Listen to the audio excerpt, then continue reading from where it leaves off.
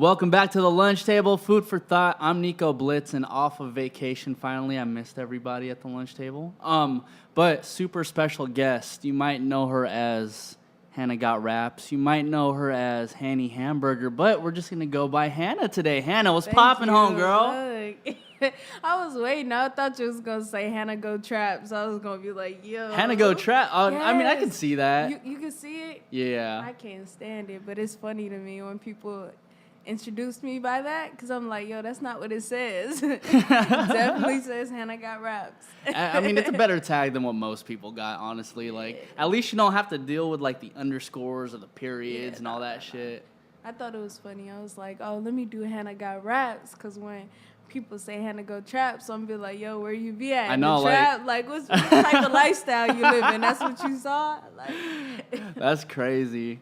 I mean, people don't got that confused. I was actually getting confused a little bit because I think the first time I got introduced to your music was as Hannie Hamburger. I had this intern, like last year or some change, and then she wrote about you, and I was like, oh, like she has fucking bars, and she produces all this shit. Where did the hamburger come from?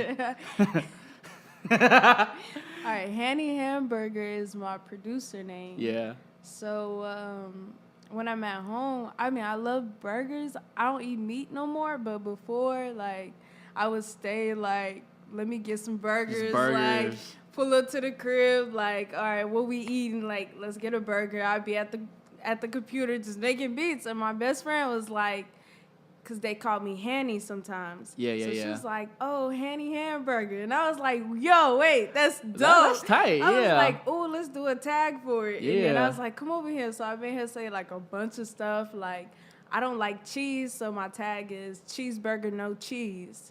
Because, like, when I used to pull through drive-thrus, I'd be like, can I get a double burger? And then they'd be like, oh, cheese. And I'd be like, no cheese. So I was like, cheeseburger, no cheese. And that's so funny. She did, like, can I get fries with that? Or that's a hamburger, like, type of thing. So we just started running with it. What's your favorite, or what was your favorite hamburger before you? Are you vegetarian, vegan? I don't like to put labels. Okay. I just don't. You just don't eat meat. Yeah. Gotcha. So then, what was your favorite hamburger before you stopped? Really? Just McDonald's, Burger King, no. Oh, you wanted the gourmet hamburger. Yes, Okay. I was like Mo Better Burgers, but they just closed down sadly rest this in year. peace. Yeah, they had the best burgers in LA, hands down. Like, I wish everybody could try their burgers. Like, it was a little hole in the wall kind of mom and daughter shop. Yeah. It was dope. I was like, oh, everybody needs to go to Mo Better Burgers, but not, I guess, not in time. But it's all good. yeah, it's all good. They had some fire burgers. What other spot we would go to? There's a spot in Santa Monica called. Oh, Damn, I'm not even out there too much. Really? I can't think of like any place in Santa Monica we eat at. There's now I want to tell you so bad. I know. They got like all kinds of burgers, and they're Yeah. really good. Like, I tried my first duck burger there, and that tastes like A duck burger? It tastes like chicken. Like, duck tastes like chicken. I mean, I've had duck before, but I can't Okay. imagine it like in burger style. Because I think like just a the other day chicken we had burger. like duck tacos. I think the owner said at one point he made like lion tacos. Oh no. Yeah. I'm not eating no lion. I would love to own a lion, so I'm thinking Like, you can't do that. that's like That's like torture. pet territory. Yeah. So wait. Since we're still on this topic, what made you just like not want to eat meat? To be honest, all the like, I'm sorry. No, you're good. You're good. Went down the wrong pipe. It did, because when you said that lion burger, I was like, yo, no, can't do that. I would say more so my household is really like, all right, let's read the back of every package. Okay. Like, we need to know what we're putting in our body, like the hormones and like different pesticides are being used and stuff like that. So, like, we was just tired of eating GMO meat. Yeah. So we was like, I was like, all right, let me just cut it out. So I had went to Chicago last year. In New York, I had some shows out there. Mm-hmm. So I was like, I can't go without meat while I'm in Chicago because I got to eat Hero's chicken. So, but I was like, when I get back, I'm going to cut meat out. And so I did that.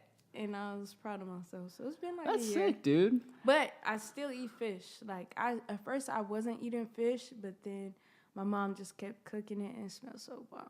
I mean, fish is like really healthy for you. Yeah, high but not protein, too low much. fat. We shouldn't eat fish every day, like too much. Like maybe really once, twice, maybe 3 times max a week.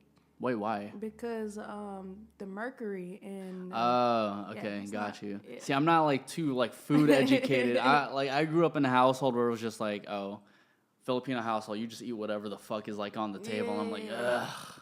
But I was always picky because like my parents would cook fish, and I had a thing for like not wanting to eat ugly food because they would like fry the shit and it would with just like turn head and all that? Yeah, and I was just like, I can't do it. So I was like, yo, can you just like chop up some Spam and rice? Like I'm good with that. Oh Lord, I haven't had Spam. I thought that looked nasty. I don't know, man. I don't know. Asian culture, that's like the shit. Really? Yeah, that's like the hot dog of like Asian culture. You say you're Filipino. Yeah, Filipino. So you guys have the what is it called? The little egg roll. Oh wait. Oh, lumpia. Lumpia. Okay, yeah. Yes. Lumpia is the shit. That's still my shit. Yeah. So I like that. I had something else. I had went to some Filipino concert, like random. My little cousin is really into like just Asian culture, period. Okay. And then she went through this phase where she was in love with like all this K-pop stuff. And then there was like this one Filipino band that would come every year to play at her school for like to raise money to bring back home. So they was like, oh, we have to go. And I was like, let me see what this is about. And it was really actually good. I was like, oh, okay. I wasn't not saying that, you know. No. I feel you. Like, I didn't know what to expect. Because I know what kind of music she like. Yeah, for sure. I'm like, what is this? I'm like, It's very similar because like my homegirl Kathy the Kimchi, she just invited me to this K-pop festival like last month, and I really didn't know what to expect. And it's like, even though I was hearing all these artists and I couldn't really understand them, I was like, yo, like, she's going hella hard. Mm-hmm. He's very soulful.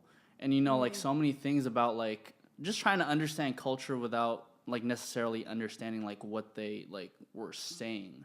What type of feelings were you getting when you were, like, at that Filipino concert? Yeah, it wasn't, like, most of the time I didn't know what they were saying. But, like, you know, music is music. Like, I'm really...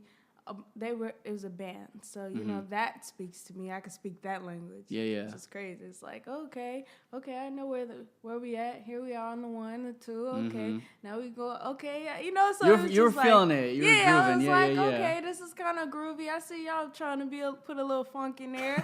So it was cool. So like, but I don't know. You could just get across different emotions the way people for sure deliver. So you're like, okay, I don't know if I'm taking away what you might want me to, but I feel this kind of way. Yeah. I mean, I feel like as long as music is able to make you move in a certain way and people are actually able to enjoy themselves, it doesn't really matter. Like, I mean, to some extent it does matter what the person is saying, but like if everyone's just having a good time and like the atmosphere is lit, like, you know, why not? Yeah. There's no reason why we should just be like, I'm not going to go here because I'm not going to understand the language and shit. No, I love all kind of music. So it's like, I'm down to listen. I'm not going to speak too soon. Like, I'm not going to turn something away. Like, oh, let's go to, I lied. I was going to say, it's like one. So there's one that you turned down. There is one that I might turn down, but... We won't speak about that. I'm gonna keep that to myself. I don't want to trap you in this thing. Like. Just in case I end up going and liking it one day, and everybody will be like, "But you said." I feel you. So it was crazy because when I was introduced to you like online, and I think it was like during your Blossom project. I think a couple months later, I ended up working this little festival at Delicious Pizza. And then like I had heard your voice, and I was like, why does this chick sound so familiar? Then I heard a couple songs. I think I heard the Better song, and I was like, fuck, this song sounds hella familiar. Pulled up to the stage, and I was like, oh wait, I think I know her, not personally, but I think I know her. So I went backstage. I don't know who I was talking to. I think it was like one of your homies, and I was like, yo, is that like Hannie Hamburger? And then she was like, yeah, go say what's up. And I think that was the first time we actually got introduced to each other. Okay, I remember because, I was coming off stage, I think, right? Yeah, you were coming off stage. Yeah, okay. But then, like, your performance was just, it seemed flawless at that point. You know what I mean? Like, because I think you had, like, your background singers there too, and like you just knew how to control the crowd. It was nuts to me. Yeah, it was fun. Yeah. It was fun. I think that's one of the most important things artists should practice. It's like stage performance, be comfortable. I think it's just about being comfortable in your skin, know who you are, because then that shows and people listen. It's like, you could be like, hey, shut up. And they're gonna be like, with the quietest, the sweetest voice, but it might be like, yo, be quiet. They're gonna be like, okay, damn, all right, she's talking like, now. Who the fuck is this? Yeah, and I think it's because you were so, like, confrontational with your crowd. I mean, not, like, in an aggressive way, but, like, you made the crowd, like, feel like they were a part of it. And for me, like, not necessarily being a new listener, but seeing you perform for the first time, I was like, yo, like, I'm actually into this shit. So, you know, like, that's really fucking tight of you. But, I mean, I think through, like, the small instances in which we've seen each other over the past year and whatnot, like, I never actually got to know you, the person. So it's like, you know, like, what was life for you like growing up? How was your childhood like? Where'd you grow up, first and foremost? I grew up in Chicago. Okay. Growing up was crazy. The best time of my entire life was my childhood. But it was a tough one. So I grew up, I was really bad. I started rapping at like, I want to say 6th grade, me and my best friend. Damn, hella young. Yeah, we were just, like, playing at this point. Like, she would be rapping. She knew, like, her brother would put her up on Eazy and, like, NWA and stuff. So we would freestyle against all the guys in the classroom. Aw, shit. But we wouldn't be rapping our stuff. We would be rapping their stuff. So people would be like, you know, they'd be thinking like, oh, these girls are tight. Yeah. How they know about this? Ooh, they saying all this stuff. The whole time it's Eazy-E verses and stuff. Yeah. So I was like, yo, I think we could, you know, make our own stuff. Like, let's try and write our own stuff. Yeah. That's sick, dude. So we ended up, like, playing around. We would write stuff. And then I recorded my first song after my 8th grade graduation.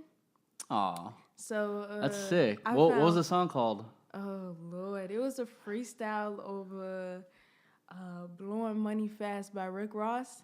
I haven't even heard that one. That's like an old song. You would hear, if I heard the beat. Okay, you would be like, oh, this song is old. Yeah. It was like called BMF. And I think that was the first song I rapped over.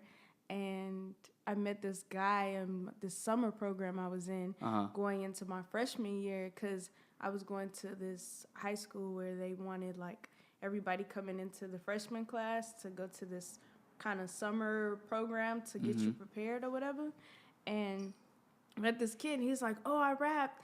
And at my house, I got, like, a microphone and, like, some stuff. And I was like, word, like, I rap. And then, so we went over there and made the song. And then I shared it, like, put it on my MySpace or something.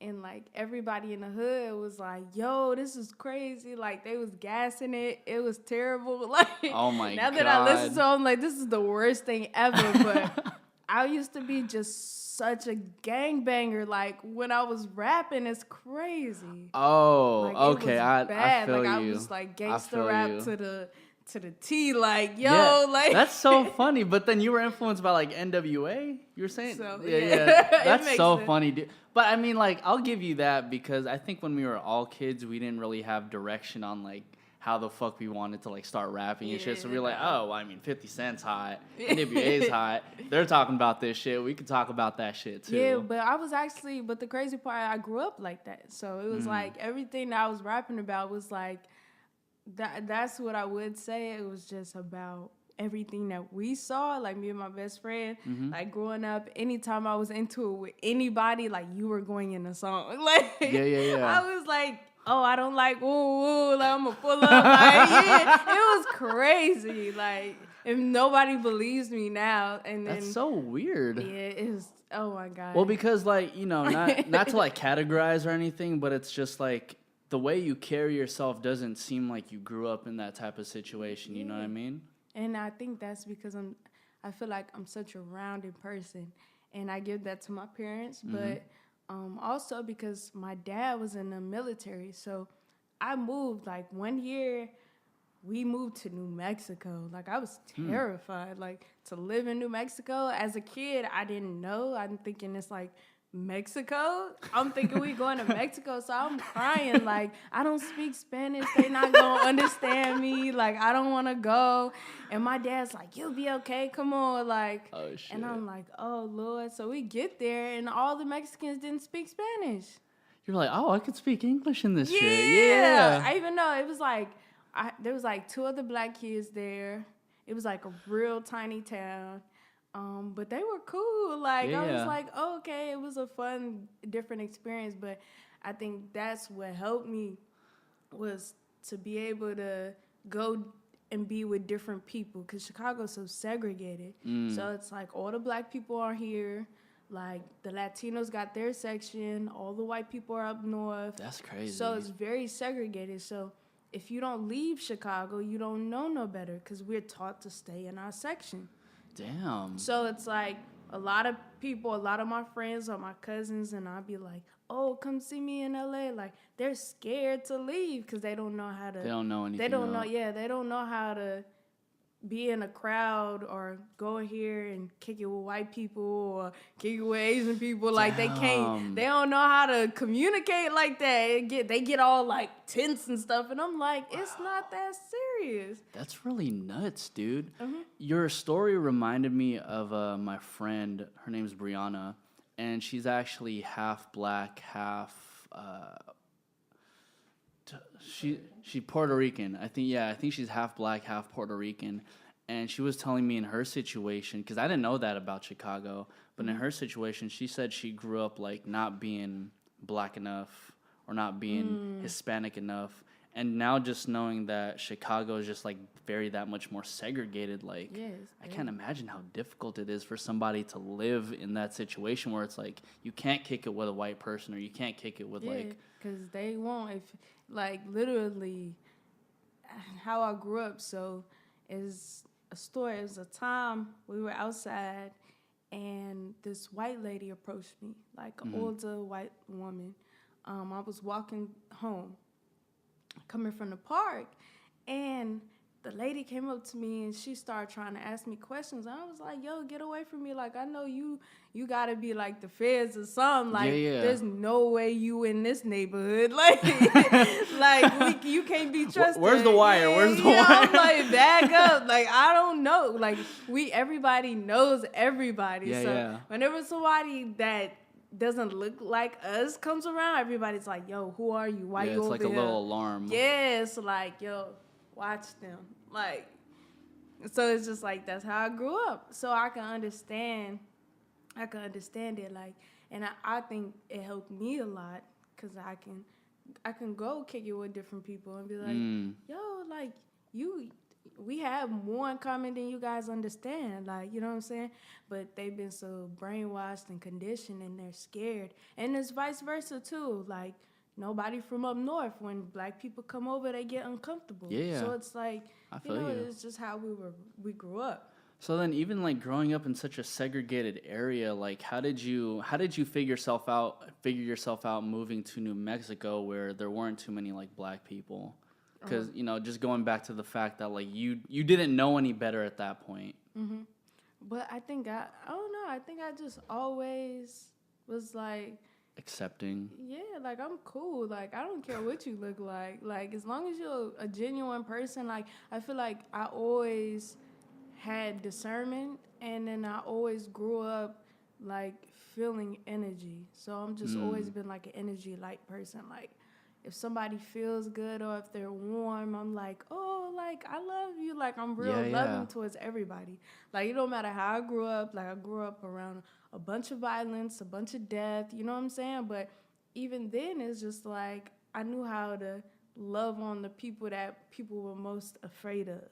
You know what I'm saying? Yeah. Where it was like, oh, this person, he's so gangster. Like, you hang out with him. Ooh, I'm like, little do you know, this person got a heart too. Like, this person, like, just because y'all treat them like this, so that's why they like this. Because off that rip, you come in the room, you already like, yo, we got to act tough because he tough. Yeah. Or we got to act tough because she tough. No, you don't. Because, shoot, you think they want to be tough all the time? Yeah, no, I feel you. Most of them break down. You would never know. Like, so it's just like, I think I always had that connection with people to try and bring the best out of people. So it don't matter what you look like. Yeah, very energy based. Mm-hmm. That shit reminds me of I remember the first time I got pitched to interview TF, right?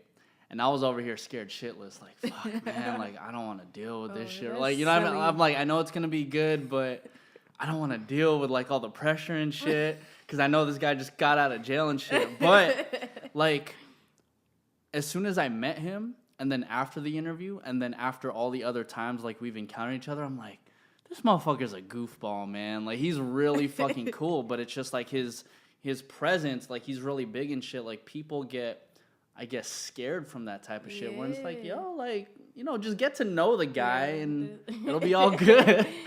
Yeah, oh, Lord. So, yeah, same type of concept. Yeah. It's like, growing up, that's how it was. It's just like, all right, I know, like, so many people still today, like, I was just on the phone with my homie. He's been locked up for about 10 years now. Wow. Young, very young. So it's like, even then, I talk to them, and it's a whole different thing versus when I'd be like, oh, I just talked to Woo. Oh, shit, like, what he doing? Like, yeah, like, come on, y'all know better. You know, in a sense, do you kind of see yourself as, like, that glue between, like, all your friends and, like, everybody you know? Because it seems like you're the type of person that everyone is, like, so willing to talk to. Yeah, and it's very draining it too. Huh? Why is that? It's like being that type of person, and I have this conversation a lot with one of my other friends who I feel is kind of the same way. It's like you can connect with so many people, and to the point where it's like you almost everybody's therapist at this point. And sometimes it leaves no room for you. Because a lot of times I'm sitting there and listening, you know, giving light, trying to uplift and pour back into people, that it's just like, yo, all right, now I'm tired. Now I got to deal with what I'm going through. Yeah. But who's there to listen to what I'm going through? Yeah. When you're the person that everybody comes to. Yeah, I hear you, because everyone just expects you to listen and, like... Yeah, and then they expect that you're not going through nothing because of the... Because you have all this wisdom in the world. Like, damn, man, this seems like the smartest motherfucker ever. And then they be like, oh, she's good. Like... Yeah. Damn. It's like, oh, how are you? Oh, I'm good. All right, peace. Thank you. Yo, I'm gonna Venmo you, like, the rest for this therapy session afterwards. That type of shit. But, you know, like, that actually makes sense now. Because when I was listening to Blossom, I think one song that reminds me of this conversation is, like, Miss Ghetto Monroe. Oh, okay. And, I mean, I'm not sure if you were talking about, like, your own perspective or if you were talking about from the perspective of another person. Mm-hmm. But just linking that song with this conversation right now, it kind of makes me think, like, wow, like, you must have just taken somebody's story and, like, you know, like, flipped it into, like, your own song and shit. Yeah, that's pretty much all my songs. Yeah. It's like everybody from my neighborhood, I just take their story and I put them together and I create different characters, and that's what I like to write about. That's sick, dude. So, but Miss Ghetto Monroe was inspired because I was actually really at the point where I was tired. That was the oldest song, actually, the first song I wrote off of Blossom. Like, I had wrote that song like 2 years before Blossom even was thought of. And even Blossom was like, what, 2 years ago? Something like that? Like a year and a half now. Yeah. Mm-hmm. So it's like, yeah, and that song is super old. I wrote that song. I was supposed to be doing something with Timbaland. And that's what Miss Ghetto Monroe was, but it didn't make it. So, yeah. But I always loved the song, and the concept came from, I was tired of everybody glorifying, like, oh, I need my hair did like this. Nobody wants to be comfortable in their skin around me. Like, I felt like even now with the way that my hair is all natural and curly, and I forgot this was like a visual interview, or you know what I'm saying? I would have let my fro out, but I was hoping you'd come with the fro. I was like, I don't know what she's gonna be like. But I was like super lazy because it takes too long to comb. All good. But people not being comfortable in their skin. Yeah, because a lot of people, they're not used to just being like, okay, I want to wake up and just go. Like, yeah. And I do that, so even now, more so than anything, people from my neighborhood, like I said, we're so conditioned. Yeah. They're like, oh my God, like, I don't like this. Like, wear your hair down, or like, what is this? Like, what do you got on?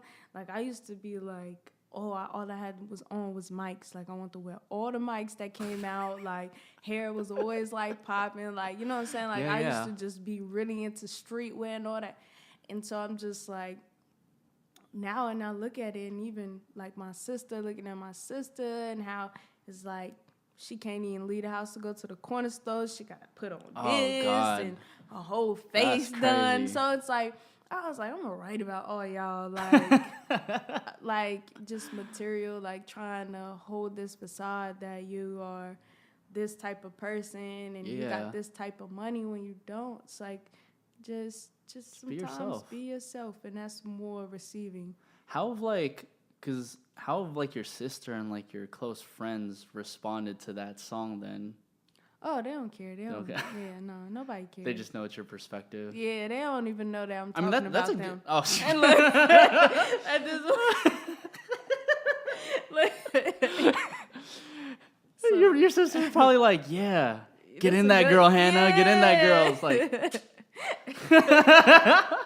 No, that's so crazy though, because I think the same way where like, I mean, I used to be the type of person where like I'm from the Bay Area, right? So it's like growing up there, it's like, yo, buy Jordans, look fresh, don't wear your shirt like twice in front of the same people type of shit, you know what I mean?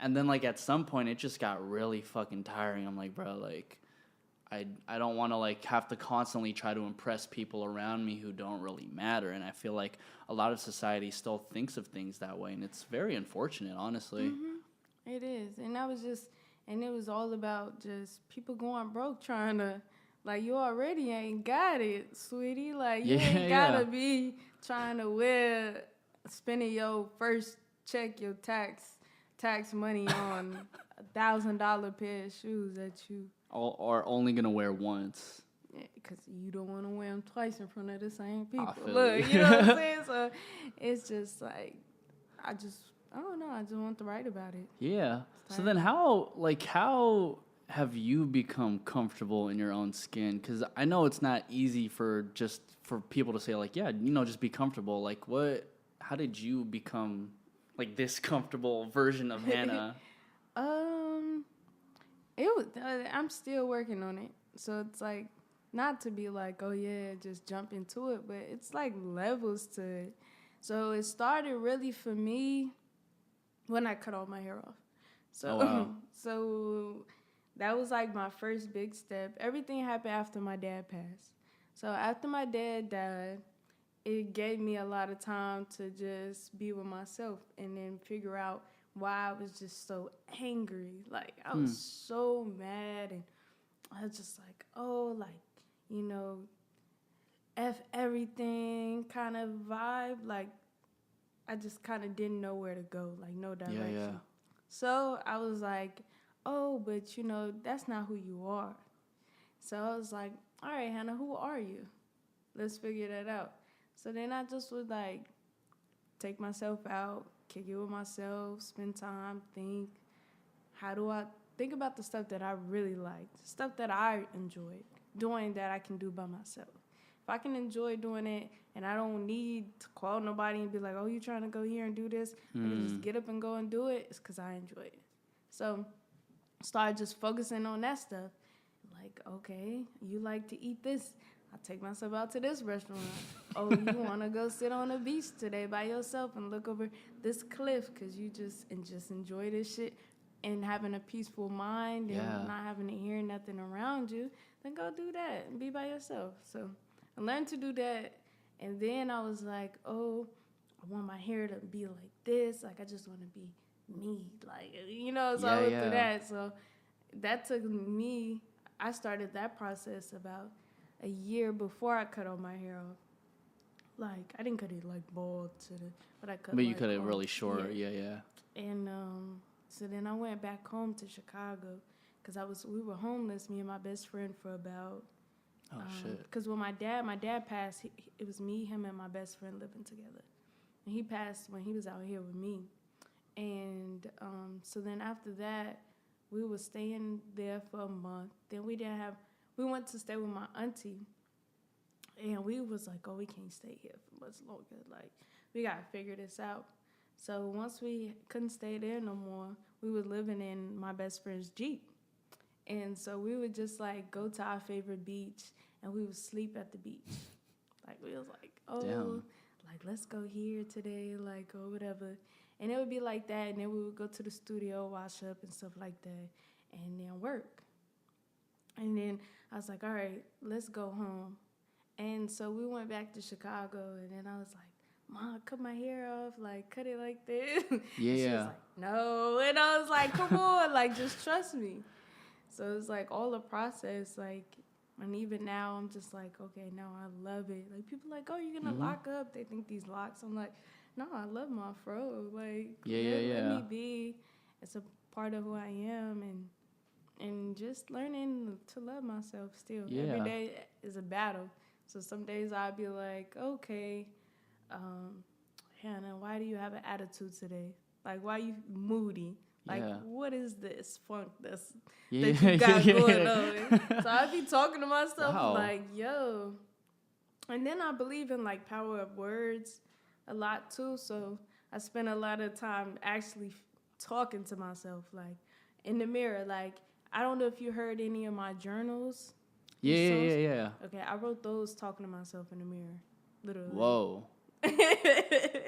Like, that's nuts, dude.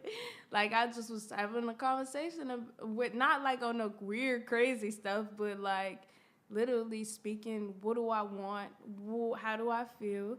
Because sometimes I feel like I don't have nobody to talk to, like I said. So sometimes I just talk to myself and be like, yo, Hannah, like, this is a shitty ass time today. Like, you feel like this. Shit. And I'll be like, yeah, you right. Like, let's figure this shit out. Like, what we doing? Whoa.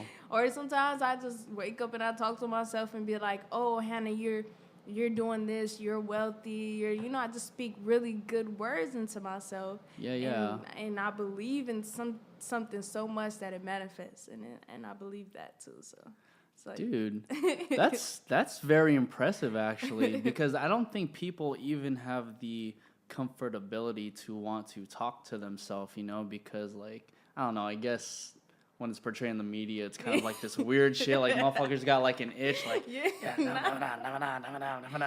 but it's like, oh, shit. I mean, like, just the idea or the fact that, like, you got to actually know yourself by talking to yourself, like, you know what I mean? Like, it's a very simple method, but, like, it really makes sense if you just, like, paint it that way. Yeah, it is, and it's not weird at all. So anybody listening, it's not weird. Yeah. Do it. Like, you'll see a difference for sure. Like, it definitely helps me, and it helped me write those journals because they was just supposed to be free thought.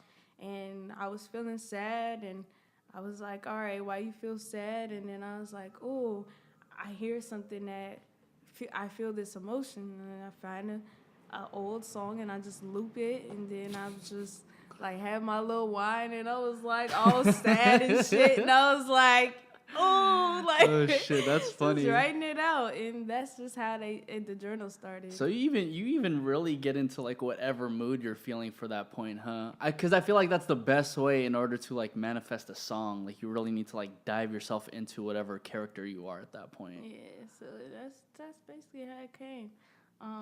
But that it has helped me a lot to grow. I feel like an important take from that too is just that it took you like over a year to even do that, and even to this day you're still trying to figure that shit out. Yeah, I think I'll probably be figuring it out for a good majority of my time here. Yeah.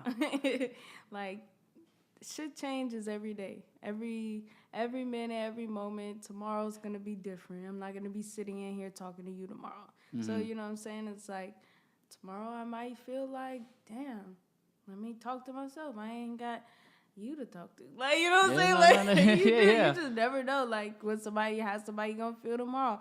An opportunity might pop up. I might be super ecstatic. Like, oh, yeah, it's lit. We working on this. Or I might just be by myself in the studio. Or, you know what I'm saying? So it's like every day is a different emotion, different way you feeling. You just gotta attack it day by day. So it's a never-ending journey. I hear you, dude. I mean, that's just life in general at that point, you know? Like, yeah, it really is. Mm-hmm.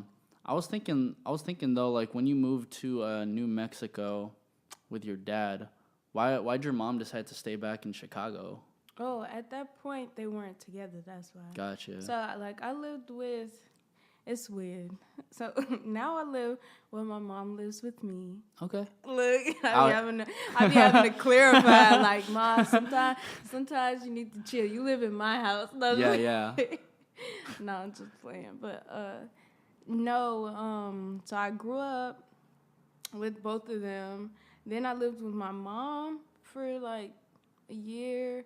Then I moved with my dad, and then we moved away. Then I moved back. Then I lived with my granny for majority of my high school. Okay. And then I moved back with my mom. So, like, I just kind of house hopped a lot. Yeah. So I didn't ever stay in one spot. Shit, was that stressful for you? No, not really. It was by choice. Like, I didn't want to live with my mom.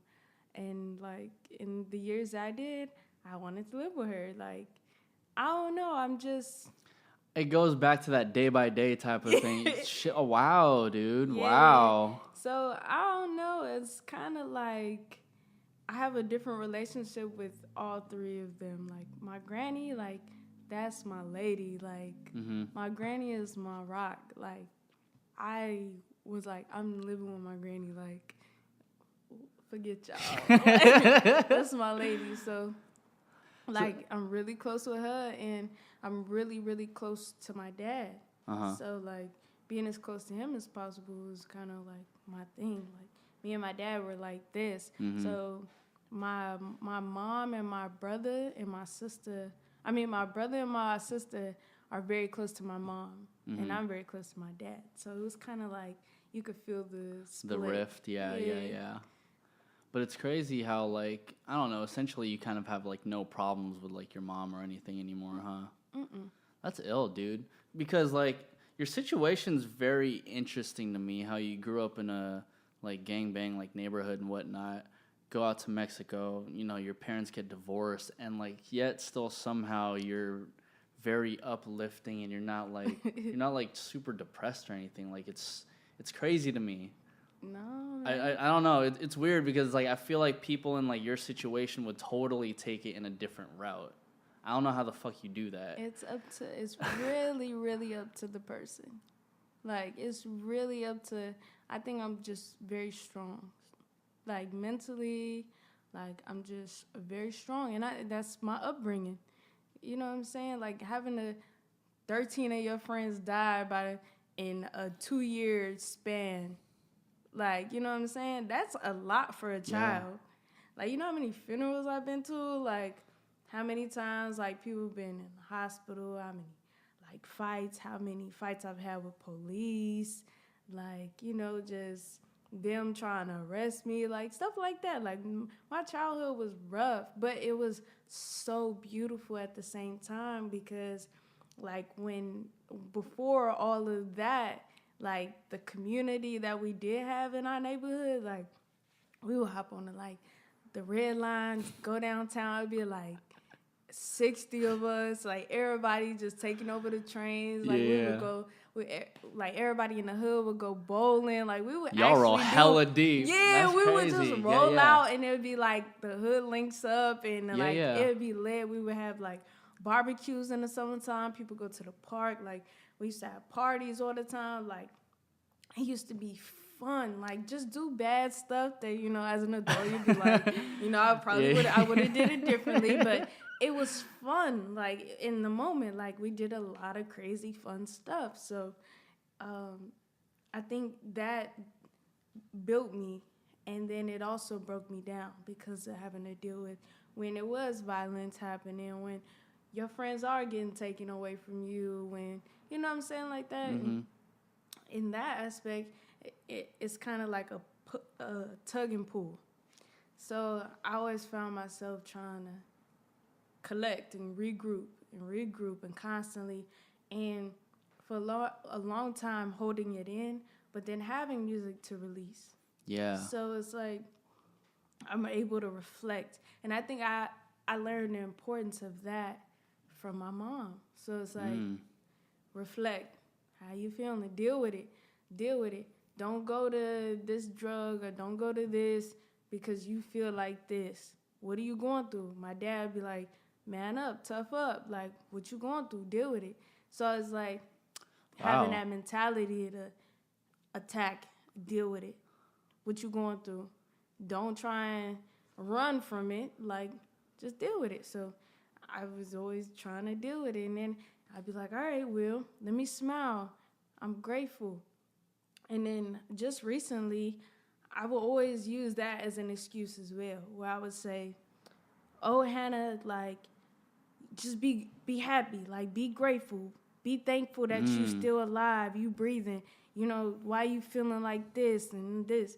And I will always take that concept and be like, oh, I'm good, like, I'm still here, I'm blessed, like, you know what I'm saying? And I still feel like that, but then recently I started thinking about it from a different view or angle. I'm like, you can say that all the time. That can be anybody's excuse to be happy, but is that genuine? And sometimes it's not. It's bliss sometimes. So it's like, so then I started taking the concept where it's like, I'm not saying, oh, I'm just grateful because I'm still alive, but no, what are you actually grateful for? Like, that is the icing on the cake, but what is true happiness? Like, what are you really happy for? Because it's not because you're breathing, because some people here and they breathing and they still mad. Yeah.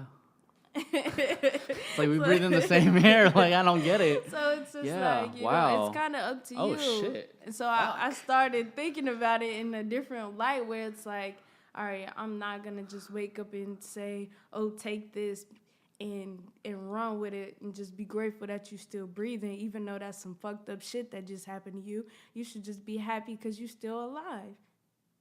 Fuck that. Wow. So I started taking that as something different, and I started looking at it like, all right, that is some fucked up shit that happened to you, but instead of me saying I'm grateful and I'm thankful, but what was the lesson? Now I'm looking more deep at what happened, how did that affect me, why did this happen? Even if it's 10 months down the line, I can look back and say, oh, that was the message, or that's the blessing. Oh, now I'm really grateful that happened.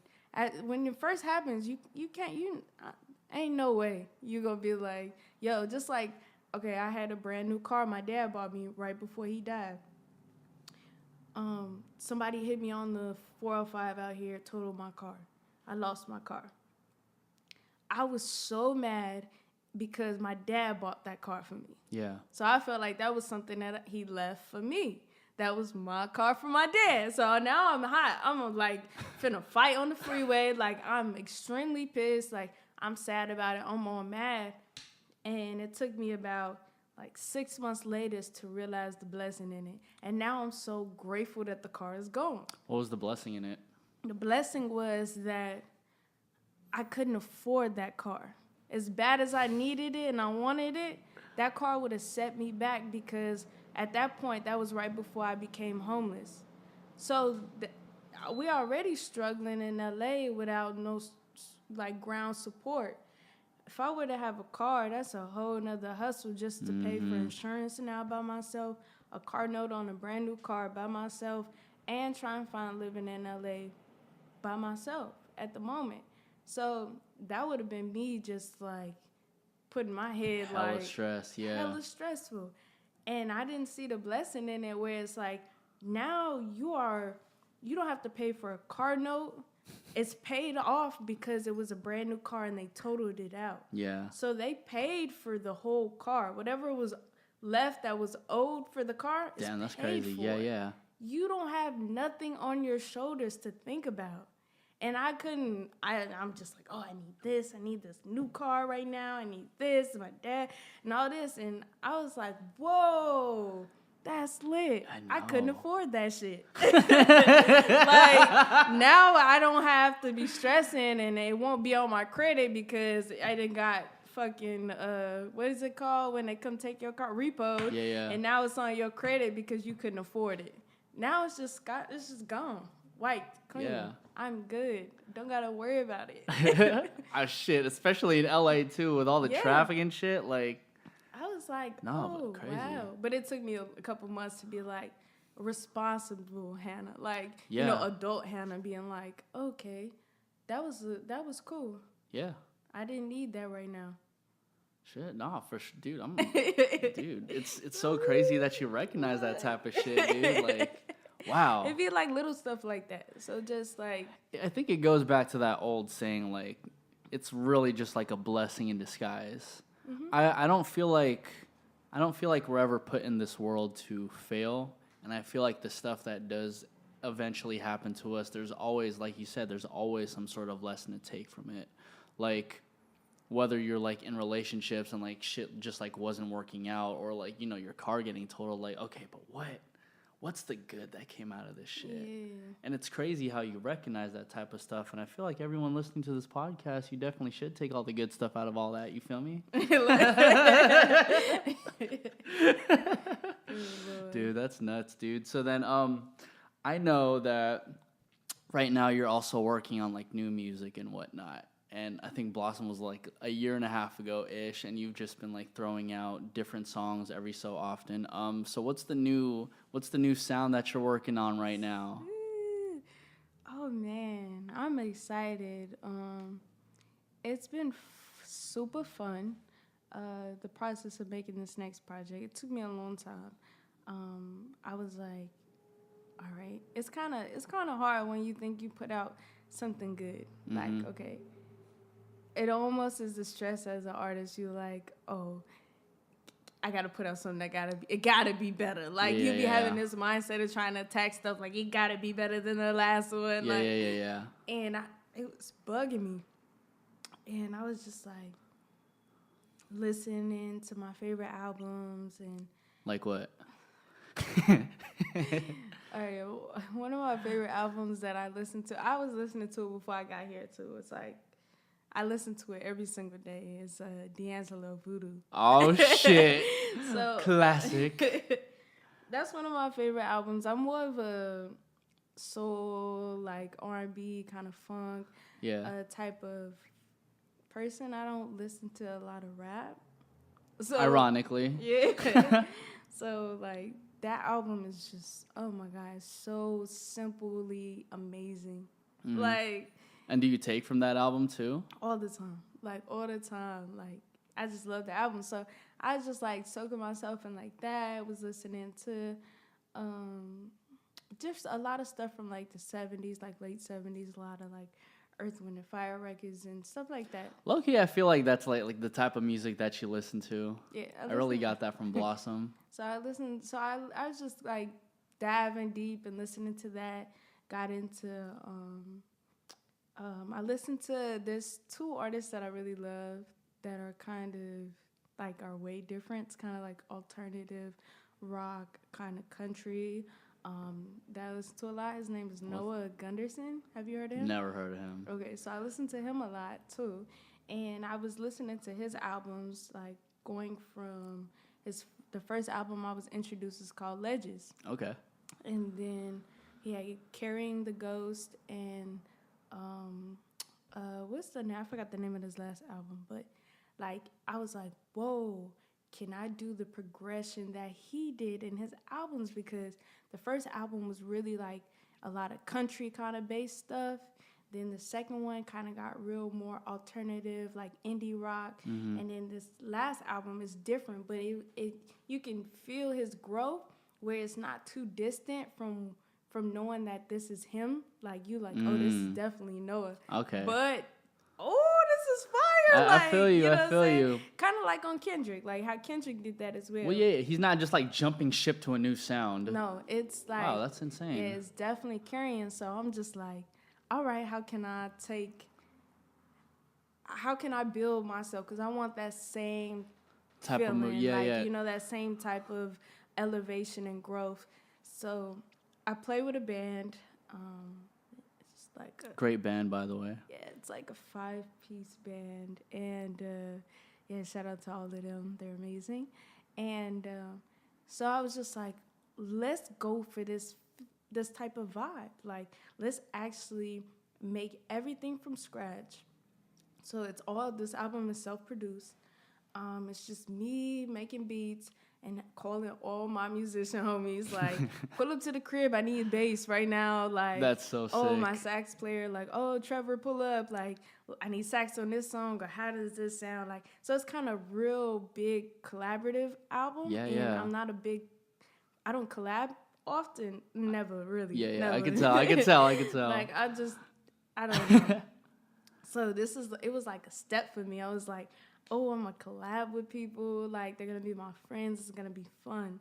So it's been, like, super fun. Like, my cousin was here last week from New York. He's an amazing keys, like, pianist. That's what they're called. I like to call them pianist, but they're called pianist. Pianist. It's so weird. Oh, I will forever still say pianist. That's what I say. Just to not confuse anything.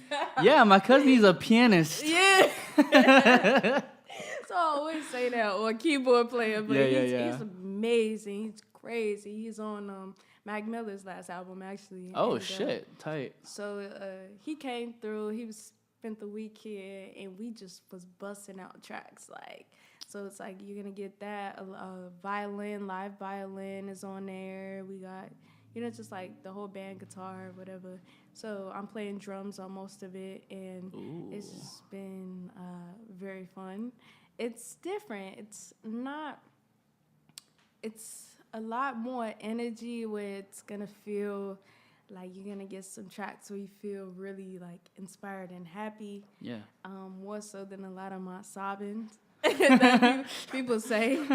I don't think it is, but people say I got sad music, but nah, whatever. You good.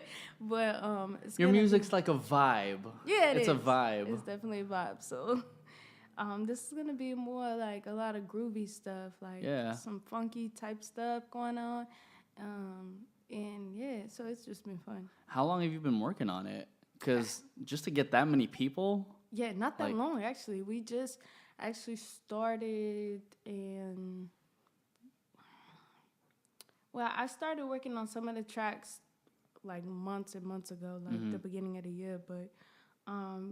really pulling in all these musicians, I would say, before I left for New York, so July.